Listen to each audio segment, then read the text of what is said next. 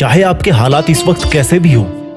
इस वीडियो के अंत में आप में से अधिकतर लोग ये जान जाएंगे कि चाहे कोई भी बुरी से बुरी सिचुएशन हो, उसमें खुश कैसे रहना है। दोस्तों वीडियो थोड़ा सा लंबा है, लेकिन क्योंकि खुशी तो अनमोल होती है, तो आई थिंक इतना लंबा वीडियो तो बनना ही था। तो आज की सबसे बड़ी समस्या ये नहीं है कि मेरे पास पैसा नहीं है, अच्छा रिलेशनशिप नहीं है या जीने का मकसद नहीं है, बल्कि आज की सबसे बड़ी समस्या ये है कि हम सब चीजों को खुशी के ऊपर रखते जाते हैं। यानी कि हर चीज ठीक ठाक होने के बाद भी हम खुश नहीं हैं। आप मेरी बात से शायद सहमत ना हो, लेकिन यह सत्य है कि खुश रहना एक आदत होती है। यह कोई ऐसी पराई चीज नहीं है जो आप किसी से मांग सकते हो या खरीद सकते हो। यह ठीक उसी प्रकार से एक आदत होती है जैसे किसी को एक्सरसाइज करने की आदत होती है, किसी को सुबह देर तक सोने की आदत होती है, किसी को गाने सुनने की आदत होती है। और ये तो आपको पता ही होगा कि आदत कौन बनाता है। आदत कोई दूसरा नहीं बनाता ना।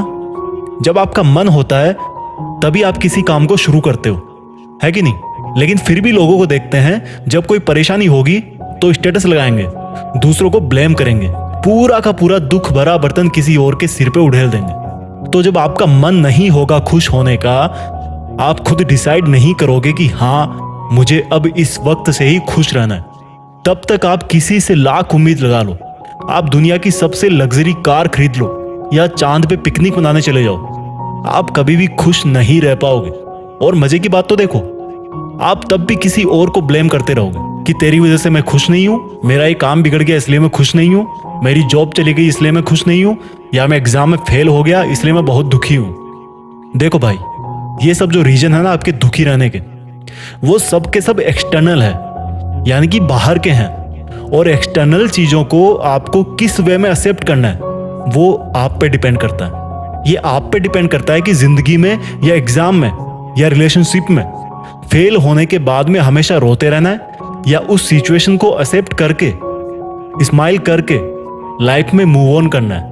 क्योंकि देखो, आप हो, आपकी जो थॉट्स है, आपकी फीलिंग्स है, वो आप में है। इसी तरह हर इंसान अपने आप में एक यूनिक पर्सनैलिटी होता है। तो आप किसी दूसरे की थॉट्स या पर्सनैलिटी चाह करके भी खुद के अंदर नहीं ले सकते। तो दूसरी पर्सनैलिटीज या दूसरे हालात भी बदल करके आपकी तरह नहीं हो सकते। और यहां से एक बात निकल के आती है, एक्सेप्टेंस। यानी कि आपको समझना है कि जिस तरह से मैं इस पूरी दुनिया में यूनिक हूं, उसी तरह से दुनिया में हर चीज, हर वक्त और हर शख्स की कैपेबिलिटीज यूनिक है।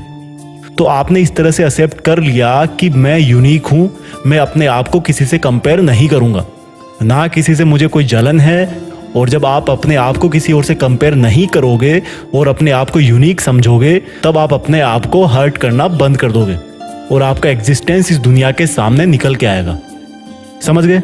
यानी कि आपने एक्सेप्ट किया कि हाँ मुझे अब से खुश रहना है, फिर आपने एक्सेप्ट किया कि मैं यूनिक हूं और किसी और को मेरे साथ कंपेयर नहीं कर सकता, और तब आपको समझ में आया कि मेरा भी एक एग्जिस्टेंस है, सेल्फ एस्टीम है और सेल्फ रेस्पेक्ट है।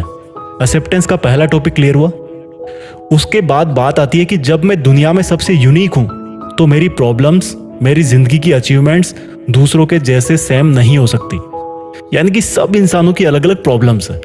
यार साइंस में भी फॉर्मूलों की लिमिटेशन होती है, कुछ ऐसी कंडीशंस है जहां पर जाके वो फॉर्मूले भी फेल हो जाते हैं। तो इस जिंदगी में ना जाने कितनी इक्वेशंस है, प्रॉब्लम आना बिल्कुल वैलिड है, बिल्कुल बेसिक है। ये बताओ, आप किसी यात्रा पे जा रहे हो, आपकी कार पंक्चर हो गई, तो क्या कार को छोड़ के चले जाओगे? नहीं ना, क्योंकि आपको पता है कि अभी ये पंक्चर है, लेकिन थोड़ी देर में जब मैं इसका पंक्चर निकलवा लूंगा तो गाड़ी ठीक हो जाएगी, यहीं पे कोई आसपास में दुकान होगी। यानी कि खराब वक्त आता है और चला जाता है। अच्छा, आपने कार का टायर सही करवा लिया, तो अब क्या गारंटी है कि वो कभी दोबारा पंक्चर नहीं होगा? कहने का मतलब है, खुश रहने का दूसरा मंत्र है कि वक्त आता है और चला जाता है। और चूंकि आप एक यूनिक पर्सनैलिटी हो, आपका थॉट प्रोसेस सबसे अलग है, इसलिए आप पे डिपेंड करता है कि आपको ऐसे हालात से सीखना है या एक जगह बैठ करके रोते रहना है। दो बातें क्लियर हो गई। इसके बाद तीसरी सबसे मेन बात, आपकी कार पंक्चर हो गई। अब आप अगर सारे दिन बैठ के खुद को ब्लेम करते रहोगे कि मुझे आज कार नहीं लानी चाहिए थी, मुझे ट्रेन से चले जाना चाहिए था, या आप ब्लेम करोगे कि यार टायर बनाने वाली कंपनी घटिया है, तो क्या इससे आपकी प्रॉब्लम सॉल्व हो जाएगी? आपकी यात्रा का मकसद पूरा होगा, उस टाइम आपके लिए प्रायोरिटी क्या होगी? चाहे आप कहीं भी हो, आपको कैसे भी करके टायर को ठीक करवाना है और अपने सफर पे आगे बढ़ना है। कोई कितना ही बेवकूफ इंसान हो, अगर उसकी गाड़ी पंक्चर होती है ना, तो वो सबसे पहले उसका सॉल्यूशन ढूंढता है। तो यार, ये तो जिंदगी का महान सफर है। इसमें आप कैसे खुद पे गिल्टी करके या दूसरों पे ब्लेम करके एक जगह पे बैठ सकते हो? क्योंकि आपके साथ जो भी हुआ, आप जिस भी जगह पे आके अटक गए हो, उसमें कहीं ना कहीं आपका ही डिसीजन था। तो आपको तुरंत कोई सॉल्यूशन ढूंढना है, क्योंकि आप जिस मकसद से जिंदगी के सफर पे निकले थे, उसको हर हालत में पूरा करना है।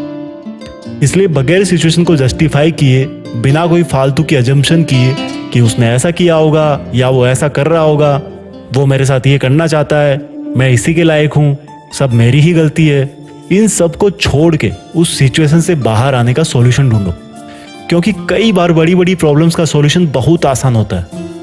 एनीवे, यहाँ से एक पॉइंट निकल के आया कि नो गिल्टी नो ब्लेम, ना खुद पे ब्लेम ना दूसरों।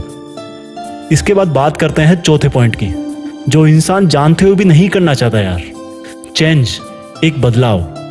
जब आप दुखी रहते हो तो आपको एक ठोस कदम उठाना है बदलाव के लिए। अगर आपको पता है कि कोई चीज़ मुझे खुशी कम देती है और दुख ज़्यादा दे रही है, तो फिर उस चीज़ में अटक के रहना ठीक नहीं है यार, मूर्खता है। जितना जल्दी हो अपने एग्जिस्टेंस को पहचान कर उस सिचुएशन को एक्सेप्ट करके बदलाव की तरफ बढ़ना है। चाहे वो बदलाव आपके स्लीपिंग टाइम में हो, चाहे एक्सरसाइज करने के टाइम में हो, चाहे अपनी लाइफस्टाइल को चेंज करने में हो, जिंदगी के गोल्स को अचीव करने में हो, कुछ भी हो।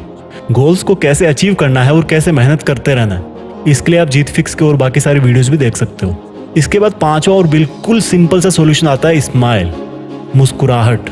किसी किसी का चेहरा देखो तो लगता है कि यार जैसे पूरा ब्रह्मांड इसी के माथे पे पड़ा हुआ है, एकदम सीरियस। दोस्तों, एक इंसान की स्माइल में बहुत ताकत होती है। पूरी दुनिया का बोझ अपने सिर पे लेके घूमने और दुखी रहने से अच्छा है भैया जस्ट स्माइल।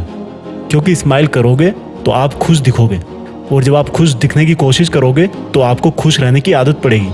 हर हालात में मुस्कुराने की आदत पड़ जाएगी। और जैसा कि मैंने इस वीडियो के शुरू में ही कहा था कि खुश रहना ठीक उसी तरह से एक आदत है जैसे कि सोना, एक्सरसाइज करना, घूमना फिरना। तो लास्ट में एक बार फिर से मैं रिवाइज कर देता हूँ कि किन 5 मिनिमम पॉइंट्स को हमेशा अपने रूटीन में लाके आज से खुश रहने की शुरुआत कर सकते हो। पहला, बुरे हालात को एक्सेप्ट करो, अपना एग्जिस्टेंस पहचानो।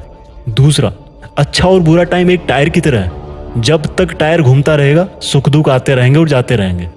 तीसरा, नो गिल्टी नो ब्लेम, यानी कि ना खुद को दोष और ना ही दूसरों को, क्योंकि जो कुछ भी आपके साथ होता है उसमें कहीं ना कहीं आपका डिसीजन जरूर होता है। इसलिए माफ करना सीखो, खुद को भी और दूसरों को भी। चौथा और सबसे जरूरी, आज से अपनी जिंदगी में पॉजिटिव बदलाव लाना शुरू करो, अपने जीने का मकसद पहचानो। पांचवा और इस वीडियो का आखिरी टिप कि यार हालात कैसे भी हो, एक स्माइल तो बनती है दोस्त। तो आई होप आपको इस वीडियो से कुछ सीखने को मिला होगा। घुमा फिरा के बात है खुद के अंदर झांकने की, अंदर ही सॉल्यूशन ढूंढने की। इसलिए हमेशा कुछ अच्छा करो, देश में अपना नहीं बल्कि दुनिया में देश का नाम करो। जय हिंद, वंदे मातरम।